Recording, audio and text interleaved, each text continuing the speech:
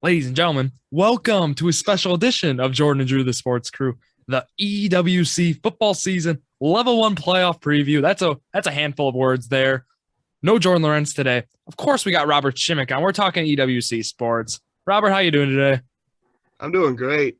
Yeah, and this is actually really exciting with Jordan and Drew, the Sports Crew, and at EWC underscore sports because with Robert, I mean, he's came on the show a lot, and we want to try to work something out where we can get our stuff on his Instagram page. So today we're actually going to be trying something out here where we're going to have smaller segments. Basically, it's going to be a shorter episode. We're going to talk briefly about these games, and we're gonna see Robert's going to put these on his Instagram, and it'll be cool. So you guys will be able to hear some game recaps on the Instagram page or on our podcast here at Jordan and Drew, the Sports Crew. We'll try this out for basketball as well, but we'll see how it goes. So let's get right into it right away. We got to talk about the level one playoff games coming in here. For the EWC, the Eastern Wisconsin Conference, there were a total of 6 teams to make the playoffs, everyone except Valders and Roncalli. And that gives us 5 games because we have 2 EWC opponents facing each other in level 1. But enough talking about that. We'll get right into the games here. Sheboygan Falls visits KLC. So it's the 6 versus the 3 there. And Robert, were you surprised to see KLC getting a 3 seed? Not really. I believe the other two ahead of them is it LCL and Amherst Catholic Memorial? No, Catholic Memorial, my bad. Yeah. Oh, they're in yeah. I think so. So I'm not exactly sure, but anyways, I just know the 2 and the 3 seeds are very good, and they lost in the last week, so they had a loss. Brilliant won every game. They got a 3 seed, so I wasn't really that surprised to see them get one. It's still not a bad seed, and I don't know, for this game, it'll be exciting because a lot of the people probably know each other. Their inner Sheboygan game won't have to travel very far. For Sheboygan Falls won't have to. And then Sheboygan Falls, they have 3 more interceptions than passing touchdowns. And it looks like they'd rather pass than run. They do a little bit of both, but nothing really jumps off the page for me, unlike KLC. A lot of things jump off the page, so I think KLC just plays their game. They rebound from a tough loss last week where they only scored 18 points. I think KLC has this one by 2 or 3 scores at least. Yeah, I'm with you. This Falls team sitting at 5-4. Not much going for them, averaging 18 points a game only compared to that KLC electric offense. And they only were 4-3 in conference, Sheboygan Falls was, so they were really tied for 3rd, basically, in the East Central Conference. And yeah, you're right. Nothing really pops off. I'm going to go KLC by multiple scores here. And let's move into the next game. Two Rivers, the 7 seed, goes to visit Denmark, the 2 seed, for our second game here of the level 1 playoffs. And Robert, were you surprised here, TR getting the 7 seed? Not really. Again, Two Rivers, really, they punched their ticket into the playoffs, but not by much. They only were 1 game ahead of 500 in conference. So really any of those seeds, 8-5 and they're in play. And I'm not sure exactly how the computer sorted it out, but yeah, they got a 7th seed and they got to take on the Denmark Vikings, who are 2nd in their conference. They just lost to Lux Casco last week.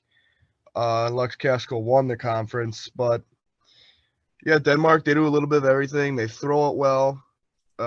They can run, and they just got good athletes all over the field. And obviously, we know what TR is about. They're just gonna pound it to Matthias, and they've gotten better over their passing. Justin Klinkner has pretty much 1,000 yards on the year and 10 touchdowns. But yeah, I probably see a closer game in the first half than I expect here. So I actually think it'll be closer. But I see Denmark winning by kind of like the KLC Falls game, 2 to 3 scores at the end. I think it's like a Denmark 42. I think it's like a 42-21 game. Denmark wins. Okay, and I think this game is potentially, I don't know, I could see TR actually winning this game. It might sound ridiculous. I know TR, sitting 4-3 in conference, but if they're able to pound it to Matthias and he's able to play the game of his life, which he's played some phenomenal games this year. We saw what he did against Valders. We saw what he did against other schools as well. Keel to start the game, he had that long run, but I think Matthias, if we see the Chase Matthias show like we usually do, maybe, and Klinker plays a pretty good game, Klinkner, I could see the Two Rivers Raiders coming in, maybe beating the Denmark Vikings here, But like you said, this is a pretty good Denmark team. I mean, they finished 7-2 on the year, 5-2 in conference. It's going to be a tough task indeed, but I think the Raiders, this is certainly a winnable game here for them, even as the 7 seed here, going to face the 2. So hoping the best for the Raiders here. Hopefully they represent the EWC well. So that will move into our third game.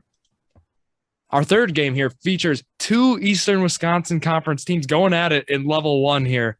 Chilton, the 6 seed, visits number 3 Brilliant. So, Robert, were you excited for Brilliant to get this matchup facing number 6 Chilton? No, not really. I saw Chilton play two weeks ago, and it's the playoffs, and you've seen these teams play already. I don't know. You kind of just hope it's someone new. Oh, who's coming in? Teams like up in Door County, teams out west. But it's fine. I mean, Chilton's a fine team. Alex Breckheimer scored 5 touchdowns last week, 4 passing, 1 rushing. Chilton's a good team. They lost 2 weeks ago to Brilliant, 34-7, and they've learned from that game. I think you'll see a little bit of everything from Chilton this week. I think I've kind of had 2 different thoughts. Originally, I thought they'll try to make it a slow, sloppy game just because Breckheimer threw 4 interceptions. They turned the ball over 7 times, I'm pretty sure, 2 weeks ago. But then I was like, no, I think Chilton's going to come in after throwing the ball well against Valdez. They're really going to do their homework and find some routes on the film they can run effectively. And I think they're going to pull out the full can of worms tonight. I think you're going to see trick plays and toss passes. And I just think they're just going to leave it all out on the table.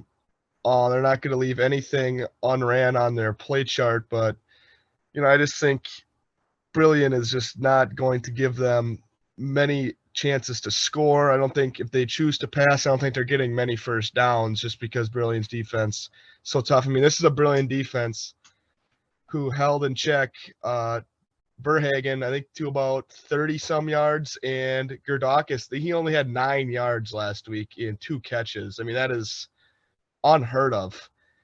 But yeah, I don't think Chilton's just good enough to win this game. I got Brilliant. I think emotions will be high. It's the playoffs. I think Brilliant by 4 scores at least. I think like a 42-7 score.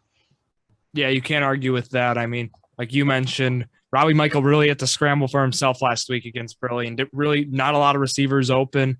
But with Breckheimer, I mean, Breckheimer can play, and I mean he's a phenomenal quarterback. He was second in conference in passing yards, and he can run too like Michael. I mean, not as fast, but he's a tough runner as well. So I could see him maybe scrambling a little bit, getting some yards that way. But this Brilliant defense is tough. 32 points allowed all year in conference.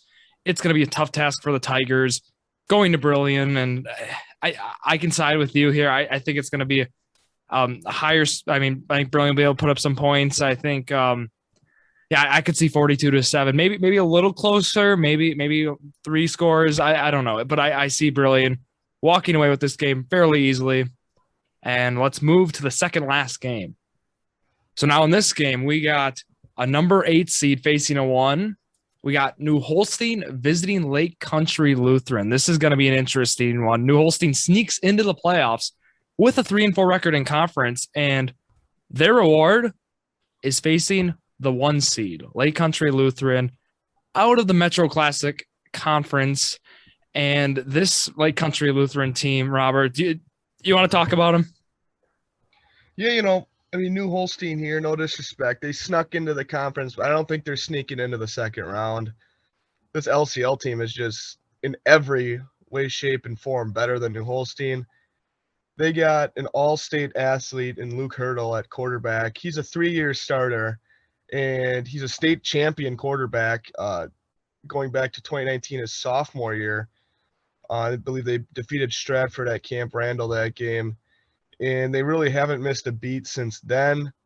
I don't really see any way New Holstein beats them or competes with them, unfortunately. I mean, they haven't lost a game this year. Their closest game was 40-19. I don't see any way that New Holstein keeps up with them. I I have Lake Country Lutheran by 50 plus, most likely. I'm in the same boat as you as well, Robert. I mean, this Lake Country Lutheran team, 47 points. And you mentioned Luke Hurdle, something else. Watched him play basketball as well as junior year. He's a phenomenal player in basketball. He's a great football player as well, as we can see. He almost had nearly 1,500 passing yards this past year. So, yeah, I'm with you. Lake Country Lutheran, 50 plus. Now, to our final game.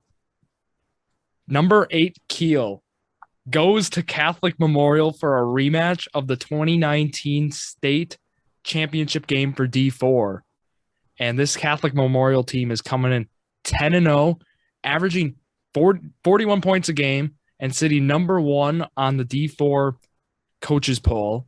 And then we got this Kiel team who recently lost to Valders. So, Robert, what do you think is going to happen this game? Yeah, we just talked about New Holstein in the last video, and they're going to lose by 50 plus. This one might be worse than that. They're averaging 41, but one of their scores is a forfeit win, 2-0 in here. And they scored 19 against Pewaukee, the best team in their conference. But, other than that, the last 2 games they won, they've averaged 66 points. Before that, 47 against a Division I school, Marquette University. I don't think this won't be close at all. I'm 60-0. I think they will get in the 60s. So it's the week 1 of the playoffs. Everyone will be playing. They'll break everything out. I don't know. I don't see how Kiel scores in this one, let alone keep it close. We saw what happened when Kiel had their unstoppable team 2 years ago, and then they ran into Catholic Memorial at state. I believe it was 42-0. Catholic Memorial won by about 40 that game. Yep. Kiel couldn't really do anything against them then. So I don't know how they do anything this year, and sad to say, this one will be over before it even starts. Yeah, it was really a tough matchup that the Kiel Raiders got. But, when you sneak into the playoffs, odds are you're going to face a team like Catholic Memorial. That's what happened. And, yeah, I got to go with Robert here, 60 plus. It's just a tough matchup for the Kiel Raiders. But, they made it to the playoffs, so, you can applaud that. But this is the reward, which sometimes is kind of bittersweet here because, you're going to be facing a school like Catholic Memorial. So I think that's enough being said with the predictions. So that rounds out our predictions there. And, Robert, do you have anything else about the playoffs you want to talk about? No, I just think we pretty much hit it all. Obviously, our game of the week, I think is probably this one's tough. Probably Sheboygan Falls KLC. We have Chilton and Brilliant in the same conference playing, but I think KLC Sheboygan. I don't know. I think pretty much every game is going to be kind of lopsided. I think KLC should be able to run away against Falls. So I know that one probably won't be that close, but maybe TR Denmark. But I don't think Denmark will keep it close. I think Denmark rolls to a victory, and yeah, I don't know. Next week we'll have to look at the matchups, but we'll probably have 2 teams moving on, so it'll just be in the top 2 teams. But it'll be interesting. Who knows? Just excited for a good week of football. Same here, Robert, and. Yeah, for the game of the week speaking, we can choose Sheboygan Falls KLC because that's kind of like a rivalry there. TR Denmark, like I said, could be close, could be, maybe not, probably not, but Chilton and then the other 3 I don't think are going to be close. So it's tough to choose a game in the week, always in level 1, but I'm sure level 2 will have some better games to choose. But with that being said, Robert, you want to shout yourself out? Yeah, just follow the EWC page on Instagram, EWC_sports. We are 23 followers away from 1,000, so we're getting there. We're close. Keep following. Awesome. And yeah, you know the drill for Jordan and Drew, the sports crew on Facebook, YouTube, Jordan and Drew, the sports crew, Instagram, Jordan Drew _sports crew. But yeah, thank you all for listening to yet another episode of Jordan and Drew, the sports crew, the perfect podcast for you.